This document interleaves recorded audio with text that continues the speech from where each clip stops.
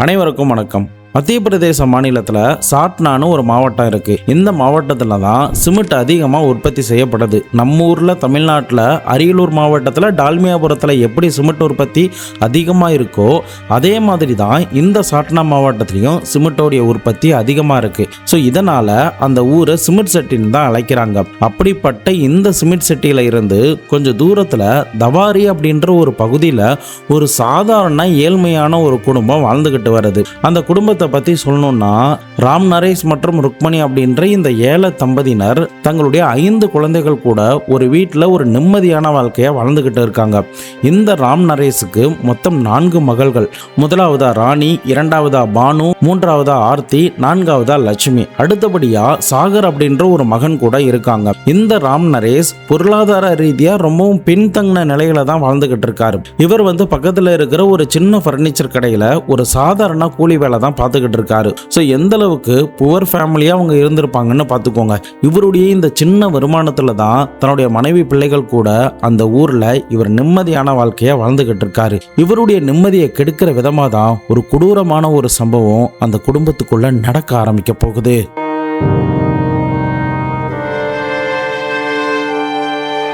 இவருடைய 2வது மகளான பானுக்கு தான் எப்படியாவது படித்து ஒரு பெரிய லாயர் ஆகணும் அப்படிங்கிறது தான் பெரிய ட்ரீமாக இருந்திருக்கு. ஸோ இதனால் எல்எல்பி கோர்ஸை கரஸில் போட்டுட்டு நம்ம அப்பாவை இனிமேல் டிஸ்டர்ப் பண்ண வேணாம், நம்ம ஏதாவது கிடைக்கிற ஒரு சின்ன வேலைக்கு போகலாம் அப்படின்ற மாதிரி குடும்பத்தோடைய சுச்சுவேஷனை புரிஞ்சுக்கிட்டு அந்த பொண்ணு இந்த முடிவை எடுத்திருக்காங்க. ஸோ இதனால் அவங்க ஏதாவது ஒரு வேலை கிடைக்குமா அப்படின்னு சொல்லி தேடிக்கிட்டே போகும்போது தான் அவங்க ஊரில் இருந்து கொஞ்சம் தூரம் தள்ளி இருக்கக்கூடிய ஒரு டவுன் மாதிரி இருக்கக்கூடிய ஏரியாவில் ஒரு டென்டல் கிளினிக் ஹாஸ்பிட்டலில் 3000 ரூபாய் சம்பளத்துக்கு ஒரு சின்ன வேலை ஒன்று கிடைக்க ஆரம்பிச்சது. அந்த வேலை என்னன்னா, அங்கே வரக்கூடிய பேஷண்டோடைய நேம் எழுதி கொடுக்கறது, அவங்களுடைய வெயிட் ஹைட்டன்லாம் செக் பண்ணுவாங்கல்ல, அந்த மாதிரியான ஒரு ரைட்டிங் வேலையை தான் அந்த டென்டல் கிளினிக்ல இவங்க பார்க்க ஆரம்பிச்சாங்க. ஸோ குறைஞ்ச சம்பளமாக இருந்தாலும் கூட அவங்க அதை பற்றி பெருசாக கண்டுக்காம தான் படித்து நாளை பின்ன ஒரு பெரிய ஆளாக வரணும் அப்படின்ற ஒரு கனவோடையே தினம் காலை 10 மணிக்கு வீட்டை விட்டு கிளம்பி போனால் இரவு 9 மணிக்கெல்லாம் வீட்டுக்கு வந்து எல்எல்பி எக்ஸாமுக்கெல்லாம் இவங்க படிச்சுக்கிட்டு இருப்பாங்க. ஸோ இப்படி உங்களுடைய லைஃப் நல்லா போய்கிட்டு இருந்த நேரத்தில் தான்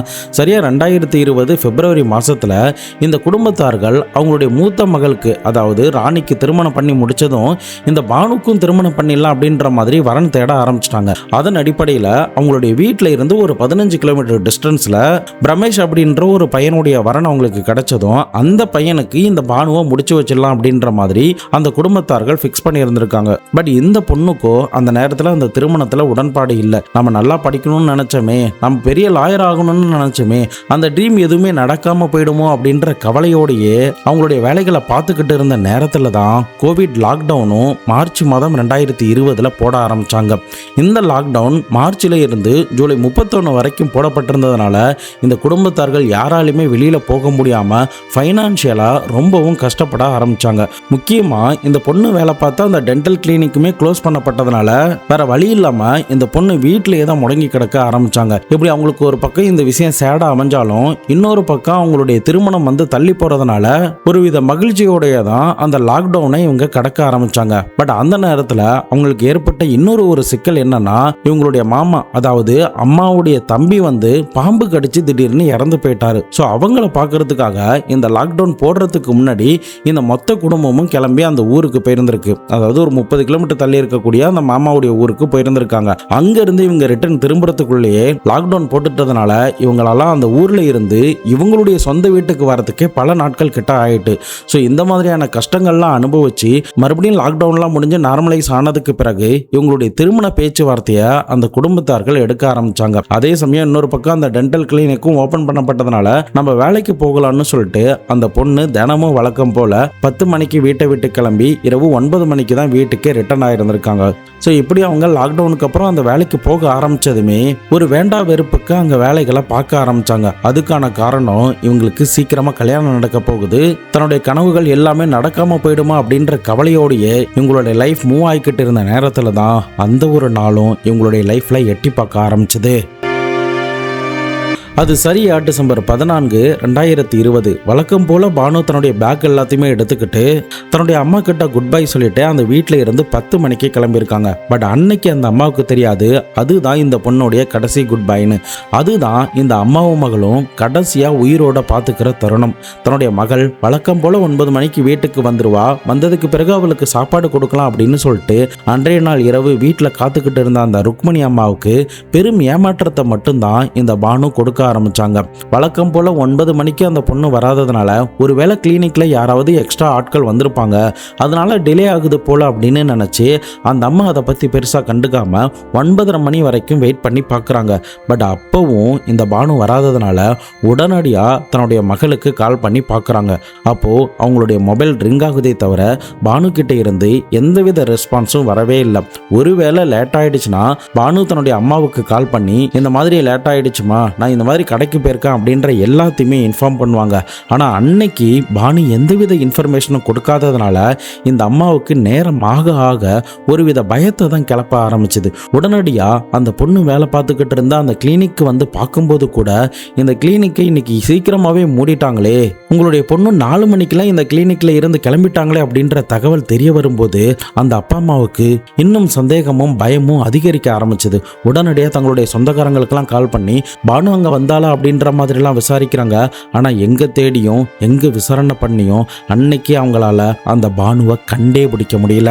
வழக்கம் போல் 9 மணிக்கு வேலை முடிஞ்சு கிளம்பக்கூடிய பானு எதனால் 4 மணிக்கெலாம் அந்த கிளினிக்கில் இருந்து கிளம்பி போனாங்க? அப்படி கிளம்பி போனவங்க நேரடியாக வீட்டுக்கு போகாமல் வேற எங்கே தான் போனாங்க? பானுக்கு யாராவது லவ்வர் இருந்து அவங்க கூட அவங்க ஓடி போயிருப்பாங்களா? அப்படி இல்லைன்னா பானுக்கு ஃபிக்ஸ் பண்ணப்பட்ட அந்த பிரமேஷ் அப்படின்றவர் இந்த பொண்ணை ஏதாவது பண்ணியிருப்பாரா? உண்மையிலேயே பானுக்கு அன்னைக்கு இரவு என்ன தான் நடந்துச்சு? இந்த அப்பா அம்மாவால் கண்டுபிடிக்க முடிஞ்சதா இல்லையா? 2020 ஒட்டுமொத்த வட இந்தியாவுமே புரட்டி போட்ட ஒரு கொடூரமான ஒரு மர்மமான பாபநாச படத்தோடைய ஸ்கிரீன் பிளேயையுமே மிஞ்சக்கூடிய ஒரு திகில் நிறைந்த சம்பவத்தை பற்றி தான் இன்னைக்கான வீடியோவில் தெல்ல தெளிவாக நம்ம அலசி ஆராய போகிறோம். வீடியோவை எங்கேயுமே ஸ்கிப் பண்ணாமல் தொடர்ந்து பார்த்துக்கிட்டு வாங்க. நான் உங்கள் Babu Shankar. Welcome to Babu Shankar files.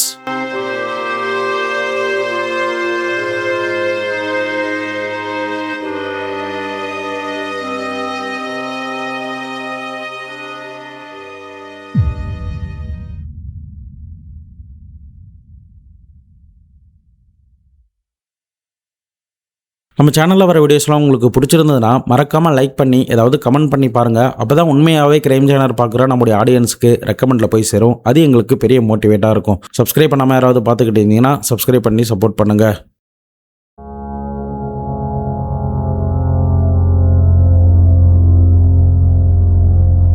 அன்றைய நாள் இரவு முழுக்க அந்த பொண்ணு வராததுனால அடுத்த நாள் அந்த பொண்ணு வேலை பார்த்துக்கிட்டு இருந்த கிளினிக்கு போயிட்டு அங்கே இருந்த டாக்டர் கிட்ட விசாரிக்கிறாங்க. அந்த டாக்டர் என்ன சொல்கிறாருன்னா, என்னன்னே தெரியலம்மா, நேற்று 4 மணிக்கெல்லாம் நான் இங்கேருந்து கிளம்புறேன்னு சொன்னாங்க. அதுவும் இல்லாமல் எனக்கு வேற ஒரு வேலை கிடச்சிடுச்சு. நல்ல சம்பளத்தோட இங்கே வேலை பார்க்குறத விட பல மடங்கு எனக்கு நல்ல சம்பளம் கிடைக்குது. அதனால் நான் இங்கேருந்து போகிறேன். ஆனால் எனக்கு ஒரு 6000 ரூபாய் மட்டும் பணம் கொடுங்க அப்படின்னு அந்த பொண்ணு கேட்டா. சரி, ரொம்ப நாளாக கிட்டத்தட்ட ஒரு 2-3 வருஷம் கிட்ட வேலை பார்க்கறதுனால நானும் அதை பற்றி பெருசாக கண்டுக்காம 6000 ரூபாயை அந்த பொண்ணுக்கு நான் கொடுத்தேன். அதுக்கப்புறம் அவங்க எங்கே போனாங்கன்னு எனக்கு தெரியல. ஒருவேளை வீட்டுக்கு போயிட்டு தான் அவங்க வேலைக்கு போக போகிறாங்க அப்படின்னு நான் நினச்சேன். ஆனால் எந்த இடத்துக்கு வேலைக்கு போகிறேன், எந்த இடத்துல வேலை கிடைச்சது, என்ன வேலை கிடைச்சது அப்படின்ற எதையுமே பானு என்கிட்ட சொல்லலை அப்படின்னு அந்த கிளினிக்குடைய டாக்டர் அந்த அம்மா கிட்ட இந்த விஷயத்த சொல்கிறாங்க. ஸோ இதனால அந்த அம்மா என்ன நினைக்கிறாங்கன்னா, ஒருவேளை மகளுக்கு இந்த கல்யாணம் பிடிக்காததுனால அவள் இங்கிருந்து கிளம்பி போயிட்டாலோ, அதே சமயம் அவள் சொந்த காலில் நிற்கணும்னு ஆசைப்படுறதுனால அதுக்கு தடையாக இந்த மேரேஜ் இருந்துருமோ அப்படின்னு சொல்லிட்டு அவள் இந்த மாதிரியான ஒரு முடிவை எடுத்துட்டாலோ அப்படின்னு அந்த அம்மா தன்னுடைய மனசுக்குள்ள ரொம்ப குமுற ஆரம்பிச்சாங்கன்னு கூட சொல்லலாம். ஸோ இப்படியே நாட்கள் நகர ஆரம்பிக்குது. தன்னுடைய மகள்கிட்ட இருந்து ஏதாவது ஒரு ஃபோன் கால் வந்துடாதா அப்படின்னு சொல்லிட்டு இந்த அம்மா ஒரு பக்கம் ஏங்கிக்கிட்டே இருந்திருக்காங்க. பட் நாட்கள் நகர நகர இந்த பொண்ணுக்கிட்ட இருந்து எந்தவித ரெஸ்பான்ஸுமே வராமலே போகுது. பட் மறுபடியுமே இந்த அப்பா அம்மா அந்த டாக்டர் கிட்ட போயிட்டு, சார் ஏதாவது என்னுடைய பொண்ணு பேசினாலா, எங்ககிட்ட பேசவே மாட்டா அப்படின்னு சொல்லியிருந்திருக்காங்க. ஸோ அந்த நேரத்தில் டாக்டர் என்ன சொல்கிறாருன்னா, நான் கூட கால் பண்ணி பார்த்தா மொபைல் சுவிட்ச் ஆஃப்னு தான் வந்துச்சு. அதுக்கப்புறம் ஒரு நாள் கால் பண்ணி பார்க்கும்போது என்னுடைய ஃபேமிலி கிட்டே இருந்து நான் விலகி இருக்கணும்னு நினைக்கிறேன். அவங்களுடைய சப்போர்ட் எனக்கு தேவையில்லை. எனக்கு இந்த மேரேஜ்லேயும் உடன்பாடு இல்லை. நான் சொந்தமாக என்னுடைய காலில் நிற்கணும்னு ஆசைப்பட்றேன். அது வரைக்கும் நான் என்னுடைய அப்பா அம்மா கிட்ட நான் பேச போகிறது கிடையாது, அவங்கள மீட் பண்ண போகிறதும் கிடையாது அப்படின்ற மாதிரி என்கிட்ட சொன்னா. ஏன் இப்படிலாம் பண்ணுறீங்க, அந்த அப்பா அம்மா பாவம், அவங்க கிட்ட போய் பேசுங்கன்னு கூட நான் சொன்னேன். ஆனால் அதை எதையுமே இந்த பானு கேட்கவே இல்லை. சரி, நானும் அதை பற்றி பெருசாக கண்டுக்கல, உங்களுடைய ஃபேமிலிக்குள்ளே ஏதாவது பிரச்சனை இருக்கலாம் அப்படின்னு சொல்லிட்டு அந்த டாக்டரும் இந்த விஷயங்கள் எல்லாத்தையுமே ஒன்றா சொல்லியிருந்திருக்காங்க. பட் அதுக்கப்புறம் ஒரு சில நாட்கள் கழிச்சு இந்த பானுவோடைய தங்கச்சியான லட்சுமி அந்த கிளினிக் வழியாக யதார்த்தமாக அவங்களுடைய டியூஷனுக்கு போய்கிட்டு இருந்த நேரத்தில் ரிட்டர்ன் வரப்போ இந்த டாக்டரை பார்த்துருக்காங்க. அப்போது டாக்டரை பார்த்து அந்த பொண்ணு பேசும்போது, உன்னுடைய அக்கா நல்லா சந்தோஷமாக தான் இருக்கா, சொந்த காலில் நிற்கணும்னு ஆசைப்படுறா, அதனால் நீங்கள் எதுவும் பேனிக் ஆக வேணாம், நீங்கள் உங்களுடைய வேலைகளை பாருங்க அப்படின்ற மாதிரி ஆறுதல் சொல்லிக்கிட்டே இருந்திருக்காரு. ஸோ இப்படியே நாட்கள் நகர்ந்துக்கிட்டே போகுது. இந்த பானு எந்தவித காலோ, எந்தவித லெட்டரோ, எந்தவித மெசேஜோ இந்த அப்பா அம்மாவுக்கோ இந்த குடும்பத்தில் இருக்கிற யாருக்குமே பண்ணவே இல்லை. ஸோ இதனால் அந்த அப்பா அம்மா என்ன டிசைட் பண்ணுறாங்கன்னா, நாம் பக்கத்தில் இருக்கிற போலீஸ் ஸ்டேஷனில் போயிட்டு எதுக்கும் ஒரு மிஸ்ஸிங் ரிப்போர்ட்டை கொடுத்துடலாம். ஏன்னா நம்முடைய மகளை நம்ம பார்க்கவே இல்லை, அவகிட்ட பேசவும் இல்லை, அவளுக்கு என்ன வேணாலும் நடந்திருக்கலாம் அப்படின்ற மாதிரி சந்தேகப்பட ஆரம்பிச்சிட்டாங்க. ஸோ இந்த சந்தேகம் வலுக்கிற நேரத்தில் தான் பானுக்கு இந்த அப்பா அம்மாவுடைய முடிவுகள் பற்றி தெரிய வர ஆரம்பித்ததும் உடனடியாக ஜனவரி 9, 2021 அன்னைக்கு தன்னுடைய சகோதரிக்கு வாட்ஸ்அப்பில் மெசேஜ் பண்ண ஆரம்பித்தாங்க. நான் இங்கே ஒரு இடத்துல நிம்மதியாக நல்ல வேலை தான் பார்த்துக்கிட்டு இருக்கேன், என்னை தயவு செஞ்சு தேடாதீங்க, நான் சொந்த காலில் நிற்கணும்னு ஆசைப்பட்றேன், என்னை தேடி மறுபடியும் இந்த குடும்ப பாசத்தை காட்டி என்னை கட்டி போட்டுறாதீங்க, நான் ஏதாவது சாதிக்கணும்னு ஆசைப்பட்றேன் அப்படின்ற மாதிரி அந்த பொண்ணு மெசேஜ் பண்ணியிருந்திருக்காங்க. ஸோ இதனால் அந்த குடும்பத்தார்கள் அந்த பொண்ணை டிஸ்டர்ப் பண்ண வேணாம்னு நினைக்கிறாங்க. ஆனால் அந்த பொண்ணுக்கிட்ட கால் பண்ணி பேசணும்னு இந்த ருக்மணி அம்மா நினைக்கிறாங்க. ஸோ இதனால் பானுக்கு உடனடியாக கால் பண்ணி பார்க்குறாங்க. அப்போது மொபைல் சுவிட்ச் ஆஃப்னு வந்திருக்கு. சரி, ஒரு வேளை வேற ஒரு சிம்மை யூஸ் பண்ணிக்கிட்டு இருக்கலாம் அப்படின்னு நினச்சி வாட்ஸ்அப்பில் கால் பண்ணி பார்க்குறாங்க. அப்போது அந்த காலை அந்த பொண்ணு கட் பண்ணிக்கிட்டே இருந்திருக்கா. தொடர்ந்து ஒரு 10 நாட்கள் வரைக்கும் அந்த குடும்பத்துக்கு மெசேஜ் பண்ணுறாங்க. ஆனால் காலை மட்டும் பானு அட்டன் பண்ணாமல் இருக்கிறதுனால இந்த மொத்த குடும்பத்துக்கும் ஏதோ ஒரு சந்தேகம் பொறித்தட்ட ஆரம்பிச்சுது. நான் என்னுடைய மகளுடைய குரலை கேட்குற வரைக்கும் நான் இதை நம்ப போகிறது கிடையாது, நான் எப்போ அவகிட்ட பேசுகிறனோ அப்போ தான் நான் நிம்மதியாக இருப்பேன் அப்படின்ற மாதிரி இந்த பானுவோடைய அம்மா சொல்லிடுறாங்க. ஸோ இதனால் மறுபடியுமே தன்னுடைய மகள் பேசுகிற வரைக்கும் வெயிட் பண்ணிக்கிட்டே இருக்காங்க. ஆனால் வாட்ஸ்அப்பில் இருந்து வரக்கூடிய மெசேஜும் ஒரு கட்டத்தில் நிறுத்தப்பட்டதுனால ஒரு கட்டத்தில் சந்தேகமும் பயமும் ஆன அந்த அப்பா அம்மா உடனடியாக பக்கத்தில் இருக்கிற சிட்டி போலீஸில் போயிட்டு தன்னுடைய மகளை காணோம் அப்படின்ற ஒரு மிஸ்ஸிங் ரிப்போர்ட்டை ஃபைல் பண்ணுறாங்க. அதே சமயம் அந்த மாநிலத்தோடைய முதலமைச்சர் ஹெல்ப்லைனில் போயிட்டு தன்னுடைய மகள் காணோம், அவருடைய அங்க அடையாளங்கள் இதான் அப்படின்ற மாதிரி ரிப்போர்ட் பண்ணதுனால அந்த டீம் கிட்ட இருந்து எஸ்பி ஆஃபீஸுக்கு டைரக்டாகவே ஒரு ரிப்போர்ட் ஒன்று போகுது. அங்கேருந்து தான் இந்த வழக்கோடைய வீரியமே வேகம் எடுக்கவே ஆரம்பிச்சது.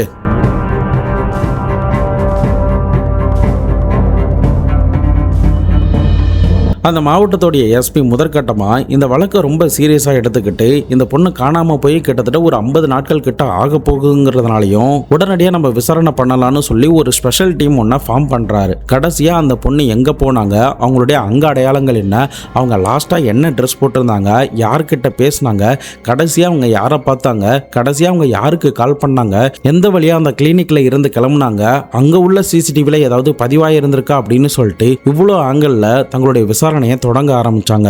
அப்படி விசாரணை பண்ணும்போது கடைசியா அந்த பொண்ணை பார்த்தது யாருன்னா, அவங்க வேலை பார்த்தா அந்த டென்டல் கிளினிக்ல இருந்த 32 வயது இருந்த டாக்டர் அசிதோஷ் திரிபாதியை தான்.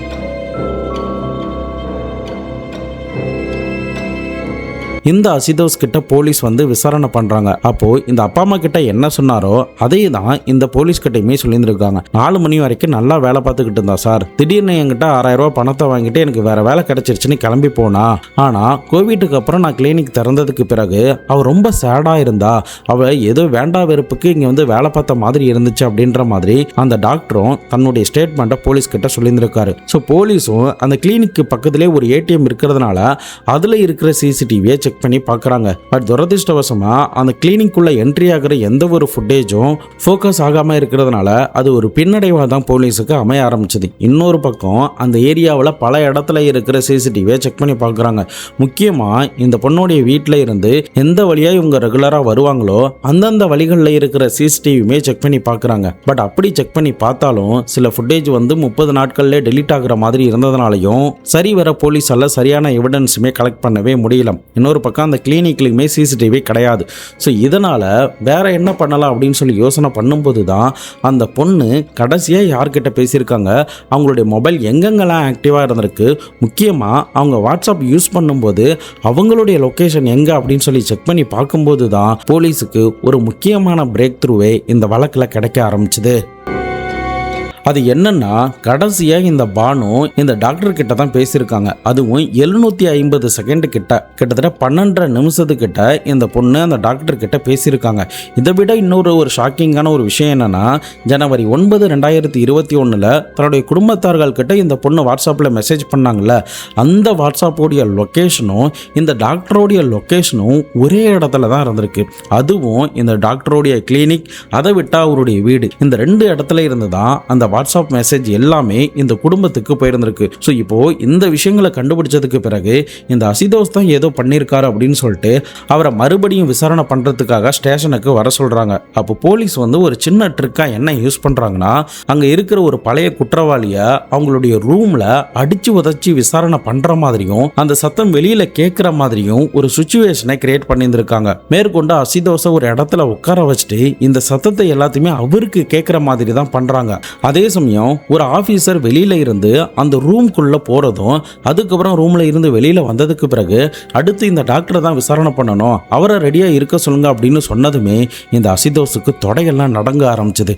அதுக்கு காரணம், உள்ள விசாரணை பண்ண அந்த ஆளை போலீஸ் அடிச்ச அடியில அவன் கத்துன கதறலை கேட்டதுமே அடுத்து நமக்கும் இதே மாதிரி தான் நடக்குமா அப்படின்ற ஒரு பயமும் பதட்டமும் இந்த டாக்டர் அசிதோஸுக்கு வர ஆரம்பிச்சது. ஸோ இதனால போலீஸ் அவங்களுடைய ட்ரீட்மெண்ட்டை ஸ்டார்ட் பண்றதுக்கு முன்னாடியே தான் இந்த பானுவை கொலை பண்ண, அன்னைக்கு பானு வெளியூர்லாம் போகல அப்படின்ற ஒரு உண்மையை போலீஸ் அடிக்கிறதுக்கு முன்னாடியே இந்த டாக்டர் ஒன்று விடாம சொல்லியிருந்திருக்கான்.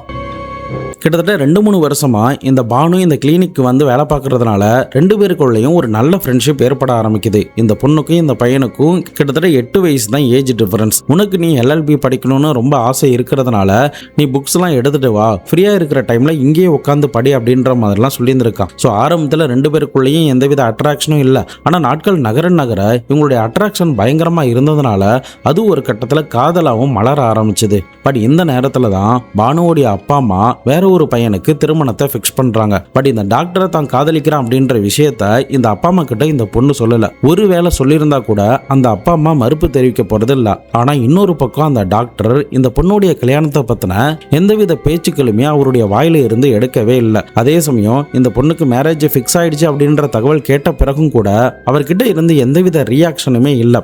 ஏன்னா இந்த பொண்ணு ஒரு ஏழ்மையான பொண்ணு, இவங்களை கட்டிக்கிட்டா கண்டிப்பா நாளை பின்ன நம்முடைய ரெப்புடேஷனும் குறையும் அப்படின்ற மாதிரி அவர் யோசிச்சிருந்திருக்காரு. ஸோ இதனால அந்த பொண்ணு எப்பெல்லாம் மேரேஜ் டாக் எடுக்கிறாங்களோ அப்பெல்லாம் இந்த டாக்டர் சைலண்டாகவே தான் இருந்திருக்காரு. ஸோ இந்த நேரத்தில் தான் இந்த பொண்ணுக்கு மேரேஜ் ஃபிக்ஸ் ஆகிருந்திருக்கு, லாக்டவுனும் போடப்பட்டிருந்திருக்கு. இதனால ஒரு 3-4 மாதம் வரைக்கும் இந்த 2 பேரும் சந்திக்க முடியாத ஒரு சுச்சுவேஷனும் ஏற்பட ஆரம்பிச்சு, அதுக்கப்புறம் லாக்டவுன் முடிஞ்சு அந்த 3 மாதம் வரைக்கும் பயங்கர சண்டையிலையும் ஒரு ஆர்கியூமெண்ட்லையும் தான் இவங்களுடைய ரிலேஷன்ஷிப் போக ஆரம்பிச்சது. இதனால அந்த பொண்ணு அடிக்கடி அந்த கிளினிக்கு லீவ் போட்டுக்கிட்டே இருந்தாங்க. ஸோ இந்த நேரத்தில் தான் அந்த பொண்ணுடைய கடைசி நாளான டிசம்பர் 14 இந்த மேரேஜ் சம்பந்தமான ஒரு ஆர்கியூமெண்ட் பயங்கரமா ஏற்பட்டிருந்திருக்கு. அந்த ஆர்கியூமெண்ட்ல ஆத்திரமான இந்த டாக்டர் அந்த பெண்ணுடைய துப்பட்டாவை பிடிச்சி அவங்களுடைய கழுத்தை துடிக்க துடிக்க நெரிச்சு அந்த பட்ட பகல்ல கொலை பண்ணியிருந்திருக்கா. அந்த நேரம்னு பார்த்தா அந்த கிளினிக்கு யாருமே வராததுனால இது எல்லாமே அவனுக்கு சாதகமா அமைய ஆரம்பிச்சது. இன்னொரு பக்கம் ஷட்டர்லாம் சாத்திட்டு கோபத்துல நம்ம இதை பண்ணிட்டோமே, அடுத்து என்ன பண்ணலாம் அப்படின்னு சொல்லி யோசனை பண்ணும்போது தான் அங்க இருக்கிற ஒரு சாக்கை எடுத்து அந்த பொண்ணுடைய சடலத்தை ஒரு மூட்டையா கட்டி இருந்திருக்கான். அதுக்கப்புறம் இவன் திருஷ்யம் படம்லாம் நிறைய பார்த்ததுனால, பலமுறை பார்த்துருந்ததுனால இவளுடைய சடலத்தை நம்ம புதைச்சிடலாம் அப்படின்னு பிளான் பண்ணுறான். அதன் அடிப்படையில் இவனுடைய கிளினிக்கு பக்கத்துலேயே ஒரு சின்ன சந்து மாதிரி இருக்கு. அந்த ஒரு 5 அடி சந்துக்கு அடுத்தபடியாக ஒரு பப்ளிக் டாய்லெட் ஒன்று இருக்கு. இதுக்கு இடைப்பட்ட இந்த சந்தில் இவளுடைய சடலத்தை புதைச்சிடலாம் அப்படிங்கிறது தான் இவனுடைய பிளான். அந்த பிளானுக்கு தேவையான எக்யூப்மெண்ட் எல்லாத்தையும் வாங்கிட்டு ஆட்களையுமே கூப்பிட்டு அந்த இடத்துல ஒரு குழியை ஒன்று தோண்ட ஆரம்பித்தான். அதன் பிறகு அந்த குழி தோண்டினவங்கள அங்கிருந்து அனுப்பிட்டு அந்த சாக்கு முட்டையா அந்த குழிக்குள்ள போட்டு சீக்கிரமா அழுகி போகணுங்கிறதுக்காக நிறைய உப்புலாம் வாங்கி போட்டு அந்த குழியை மூடி இருந்திருக்கான். சரி, குழி தோண்டினது ஒரு ஆளுன்னு சொல்ற, இவன் ஏன் குழியை தோண்டினான்னு தானே யோசிக்கிறீங்க. அதுக்கான பதிலை கேட்டீங்கன்னா நீங்களே ஆடி போயிடுவீங்க. இவன் புதைச்ச இடத்த போலீஸ் கிட்ட சொன்னதுக்கு பிறகு கோர்ட்டில் ஆர்டர்லாம் வாங்கி அந்த ஊருடைய தாசில்தார், விஏஓ, ஆர்ஐஓ அப்படின்னு சொல்லிட்டு எல்லாருமே வர வச்சு அவங்க கண்ணு முன்னாடி அந்த குழியை தோண்ட ஆரம்பிச்சாங்க. குழி தோண்ட ஆரம்பிச்சு 1.5 அடியிலேயே அவங்களுக்கு ஒரு நாயோடைய சடலம் கிடைக்க ஆரம்பிச்சுது. என்னடா அது, ஏன் நாயை இங்கே புதைச்சிருக்க, போலீஸை டைவர்ட் பண்ண பார்க்குறியா அப்படின்னு சொல்லி கேட்கும்போது, இல்லை சார், அந்த நாய்க்கு கீழே இன்னும் தோண்டி பாருங்க அப்படின்னு சொன்னதுமே ஒரு 4 அடி டிஸ்டன்ஸில் தலையில் ஒரு ரெட் கலர் கேப்பு போட்ட நிலையிலையும் வெறும் லெக்கின்ஸ் அணிந்த நிலையிலையும் இடுப்புக்கு மேலே எந்தவித துணியும் இல்லாமல் அழுகுன நிலையில் இந்த பானுவோடைய சடலத்தை 58 நாட்கள் கழித்து போலீஸ் அந்த குழிக்குள்ளே இருந்து மீட்டெடுக்கிறாங்க. அதுக்கப்புறம் பக்கத்தில் இருக்கிற ஹாஸ்பிட்டலுக்கு அனுப்பி போஸ்ட்மார்ட்டம் பண்ணுறாங்க. இன்னொரு பக்கம் அந்த அம்மா கிட்ட இருந்து டிஎன்ஏ வாங்கி செக் பண்ணி பார்க்கும்போது அது பானு தான் அப்படிங்கிறது ஒரு பக்கம் உறுதியும் செய்யப்பட்டிருந்திருக்கு. பட் போலீஸுக்கு இருந்த ஒரு சந்தேகம் என்னன்னா, எதனால இவன் நாயை இந்த இடத்துல புதைச்சான் அப்படிங்கிறது தான். இதை பற்றி அவங்ககிட்ட கேட்கும்போது தான் ஒரு ஷாக்கிங்கான விஷயத்தையும் அவன் சொல்லியிருந்திருக்கான். நான் ஏற்கனவே சொன்ன மாதிரி அந்த குழியை வேற ஒரு ஆளை வச்சு தோண்டிட்டான். இரவு நேரத்தில் தோண்டிட்டான். ஆனால் பகல் நேரத்துலையுமே அந்த இடத்துல குழி தோண்டி இருக்கிறத அந்த வழியாக போகக்கூடியவங்க சில பேர் பார்க்குறாங்க. அதை வேணுமுனே தான் பார்க்கணுன்னு அவன் வச்சிருந்திருக்கான். அதுக்கான காரணம் என்னன்னா, அங்கே வரக்கூடியவங்க எதுக்காக குழி நோண்டி இருக்குன்னு கேட்டால் சில பேர்கிட்ட வாட்டர் பைப் தோன்றதுக்காக நோண்டி இருக்கான் அப்படின்ற மாதிரி சொல்கிறான். ஆனால் இன்னும் சில பேர்கிட்ட இங்கே இருக்கிற டாய்லெட் கிட்ட ஒரு திருநாய் வந்து இறந்து போயிடுச்சு, அந்த நாயை நானே புதைக்க போகிறேன், அதுக்காக தான் தோண்டி இருக்கேன், கார்பரேஷனில் இருக்கிற ஆட்களையும் நான் டிஸ்டர்ப் பண்ணல அப்படின்ற மாதிரி சொல்லி ஒரு நல்லவன் வேஷத்தை இவன் போட்டிருந்திருக்கான். ஆனால் இவனுடைய சதி திட்டம் என்னன்னா, அந்த பொண்ணுடைய சடலத்தை அந்த குழி தோண்டின உடனே அந்த குழிக்குள்ள போட்டுட்டு உப்பு எல்லாத்தையுமே தூவிட்டு ஒரு 2 அடி கிட்ட அந்த குழியில மண்ணை ஃபில் பண்ணிட்டான். ஆனா அதுக்கப்புறம் ஒரு இறந்து போன திருநாய் எங்கேயாவது கிடைக்குமா அப்படின்னு சொல்லி பார்த்து அந்த திருநாயை தூக்கிட்டு வந்து எல்லாரும் பார்க்குற மாதிரி ஒரு இடத்துல வச்சிருந்திருக்கான். அந்த குழியில ஏதோ வேலைப்பாடு பார்க்குற மாதிரி ஒரு டிராமாவை நடத்திருக்கான். அதுக்கப்புறம் தான் அந்த நாயை புதைக்கிற மாதிரி பக்காவான நாடகத்தையே எல்லாரும் நம்புற மாதிரியும் இவன் ஒரு நல்லவன் மாதிரி பண்ணியிருந்திருக்கான். ஸோ அதுக்கப்புறம் அந்த நாயை புதைச்சிட்டு அதுக்கு மேலே மண்ணெல்லாம் போட்டு அந்த கிரவுண்ட் லெவலில் பக்காவாக ஃபில் பண்ணியிருந்திருக்கான். அதன் பிறகு யாருக்கும் எந்தவித சந்தேகமும் இவன் மேலே ஏற்படவே இல்லை. பட் இன்னொரு பக்கம் அந்த பானுவுடைய குடும்பமும் இவன் சொன்ன அந்த கட்டுக்கதைகள் எல்லாத்தையுமே நம்ப ஆரம்பிச்சிட்டாங்க. பட் இவன் ஏன் அந்த இடத்துல நாயை புதைச்சான் அப்படின்ற கொஸ்டினை மறுபடியும் போலீஸ் யோசனை பண்ணி பார்க்கும்போது தான் போலீஸுக்கு ஒரு சில விஷயங்கள் தோண ஆரம்பிச்சுது. அது என்னன்னா, ஒருவேளை நாளை பின்னா போலீஸ் வந்து இந்த இடத்துல தோண்டி பார்த்தாங்கன்னா அவங்களுக்கு ஆரம்பத்தில் இந்த நாயோடைய சடலம் தான் கிடைக்கும். அதனால அடியில இருக்கிற பானுவுடைய சடலத்தை அவங்களால எடுக்க முடியாது, எடுக்காம அதை விடுறதுக்கு சான்ஸ் இருக்கு. ஸோ அதனால 6 அடியில பானுவுடைய சடலத்தையும் அதுக்கு மேல ஒரு 3 அடிக்கு மேல இந்த நாயோடைய சடலத்தையும் புதைச்சிட்டா நமக்கு எதிராக இருக்கிற எவிடன்ஸ் எதுவுமே போலீஸுக்கு கிடைக்காம போறதுக்கு கூட ஸ்ட்ராங்கா இருக்கு அப்படின்னு அந்த ஆங்கிள் இருந்து இவன் யோசிச்சு தான் இந்த விஷயத்தை அவன் பண்ணியிருந்திருக்கான். ஸோ ஃபைனலி இவனுக்கு எதிராக இருக்கிற ஆதாரங்கள் எல்லாத்தையுமே போலீஸ் திரட்டி இவனுடைய தில்லுமுள்ளு பிளான் எல்லாத்தையுமே கோர்ட்லயுமே எக்ஸ்பிளைன் பண்ணி 2023 மார்ச் மாசத்துல சரியா 3 வருஷத்துல இவனுக்கு ஆயுள் தண்டனையா வாங்கி கொடுக்கறாங்க. இவங்களுடைய குடும்பத்தார்கள் மரண தண்டனை கொடுங்க அப்படின்ற மாதிரி தான் அவங்களுடைய லாஸ்ட் ஸ்டேட்மெண்ட்ல சொன்னாங்க. ஆனா நீதிபதியோ இருக்கிற எவிடன்ஸ் எல்லாமே பக்காவா மேட்ச் ஆகியிருந்ததுனால ஃபைனலி ஆயுள் தண்டனையை கொடுத்திருக்காங்க. தற்போதைக்கு இந்த டாக்டர் ஜெயில தான் கம்பி எண்ணிக்கிட்டு இருக்கான். இவனுடைய இந்த தில்லுமுள்ளு, இவனுடைய இந்த நேர்மை இல்லாத விஷயம் தான் இவனை இப்ப இந்த ஜெயில கம்பி எண்ண வச்சிருக்குன்னு சொல்லி ஆகணும். உண்மையாவே இவன் அந்த பொண்ணை லவ் பண்ணியிருந்தானா கண்டிப்பா டைரக்டா அந்த பொண்ணுடைய அப்பா அம்மா கிட்டே போய் பேசியிருந்திருப்பான். ஆனா அந்த பொண்ணை திருமணம் பண்றதுல இவனுக்கு எந்தவித உடன்பாடும் இல்லை. அதனாலதான் அந்த பொண்ணு மேரேஜ் விஷயம் பேச ஆரம்பிக்கும் போது அதை இவன் அவாய்ட் பண்ணிக்கிட்டே இருந்திருக்கான். அது ஒரு கட்டத்தில் வெடிக்க ஆரம்பிச்சு கொலையில போய் முடிஞ்சிருது. இந்த மாதிரியான ஆண்களும் நீங்க வேலை செய்யற இடத்துல உங்ககிட்ட நல்லா லாபகமா பேசி உங்ககிட்ட இணக்கமாகிற மாதிரி வரலாம். பட் அது எல்லாமே உங்களை யூஸ் பண்ணிக்கிறதுக்காக தான் இருக்குமே தவிர உங்ககிட்ட உண்மையான அன்பை ஒருபோதும் அவங்க எதிர்பார்க்கவே மாட்டாங்க. ஜஸ்ட் யூஸ் பண்ணிட்டு விட்டுடணும் அப்படின்னு தான் நினைப்பாங்க. ஸோ இந்த மாதிரியான ஆண்கள் கிட்ட இருந்தும் நீங்க விழிப்புணர்வா இருக்கணும் அப்படிங்கிறதுக்காக தான் இந்த ஒரு பதிவு. நிச்சயம் இந்த அசிதோஸ் மாதிரியான ஆட்களுக்கு நம்ம என்னதான் அட்வைஸ் பண்ணாலும் அவனுங்க திருந்த போகிறது கிடையாது. அதனால் நீங்கள் வேலை பார்க்குற இடத்துலையோ நீங்கள் படிக்கக்கூடிய இடத்துலையோ இந்த மாதிரியான ஆட்களை உங்களுடைய வாழ்க்கையில் சந்திக்க நேரிட்டா ஒரு நிமிஷம் இந்த சம்பவத்தை யோசிச்சு பார்த்தீங்கனாலே அடுத்து என்ன பண்ணணும் அப்படின்ற ஐடியாவும் ஒரு முன் எச்சரிக்கையும் ஆட்டோமேட்டிக்காக உங்களுடைய மைண்டில் வர ஆரம்பிச்சிடும். நீங்கள் இந்த சம்பவத்தை பற்றியும் இந்த அசிதோஸ் பண்ண அந்த துரோகத்தை பற்றியும் அவனுக்கு கொடுக்கப்பட்ட தண்டனையை பற்றி என்ன நினைக்கிறீங்க அப்படிங்கிறத மறக்காம கமெண்ட் பாக்ஸில் சொல்லுங்கள். இதை பற்றி உங்களுடைய நண்பர்களும் தெரிஞ்சுக்கணும்னு நினச்சிங்கன்னா அவங்களுக்கும் ஷேர் பண்ணி விடுங்க. நாளை மறுநாள் வேற ஒரு கிரைம் கேஸோட வேற ஒரு வீடியோவில் உங்களை வந்து சந்திக்கிறேன். அது வரைக்கும் உங்களிடமிருந்து விடைபெறுவது உங்கள் பாபு சங்கர்.